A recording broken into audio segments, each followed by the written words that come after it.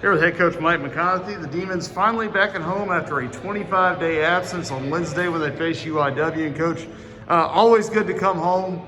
Parts of that road trip were good bonding moments, and I know you're ready to get home and play in front of some friendly fans. No doubt about it. It's a great opportunity to get to play at home, and we look forward to seeing fans here. Opportunity to play at Prather.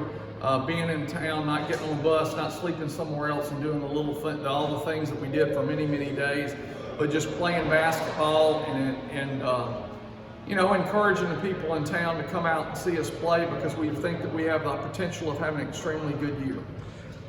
For you guys, do you worry that it's been so long they're going to have trouble adjusting playing back home? You're so used to being on the road and being on a bus and getting out of a hotel room.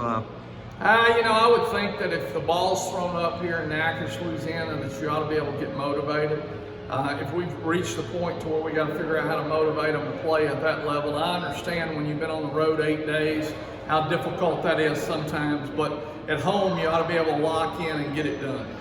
Well, what did Larry Owens find in Spokane, aside from a fan club and a potential home when he gets out of here, that woke him up? Have you had a chance to figure that out? He played 2 great games on the back end of that trip and had his best offensive game of his career Saturday night. Just one simple word: confidence. Unbelievable confidence, and he's shown great confidence in playing. And the beautiful thing was he moved it from before Christmas to now.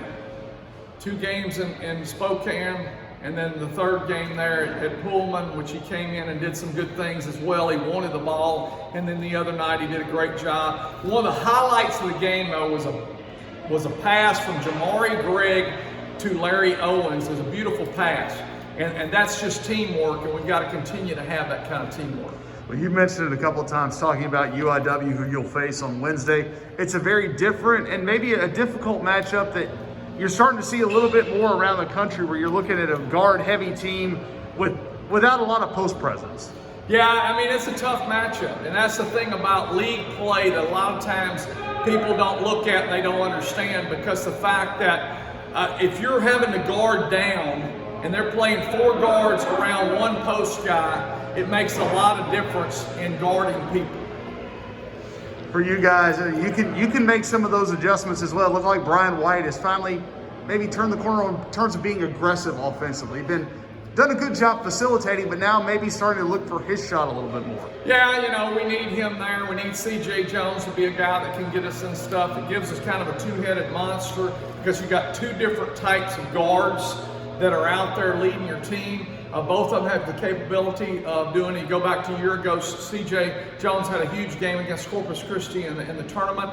And then Brian's had some big moments and big games for us. So we're excited about that and just the general play. But I also think it goes back to getting in the conference and playing. And the size of your guards is more like the size of your team, versus when you're playing teams with 6'4" guards and Jalen Suggs. That's a tough matchup for CJ, or a tough matchup for Brian.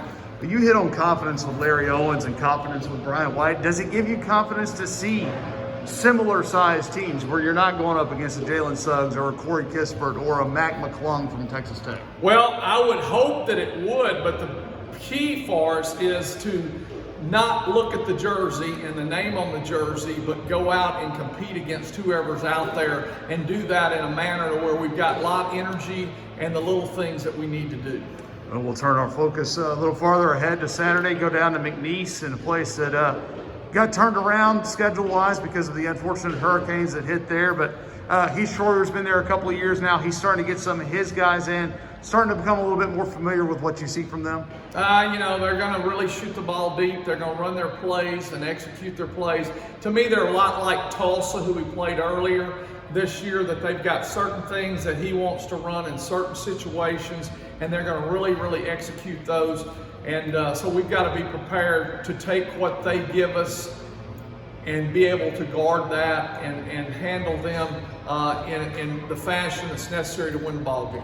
You probably see a lot of threes going up. You got 2 of the better shooters in the conference in that game, and Jairus Roberson from here and Drew Cookshausen down there at McNeese. How do you maybe keep that from becoming a game of one-upmanship from Slim's standpoint, where you see a guy that does a lot of the same things, and you don't want to necessarily get out of the team concept. You want to stay within it. Well, I just think that you got to take what's given to you. And they're going to run specific things to him.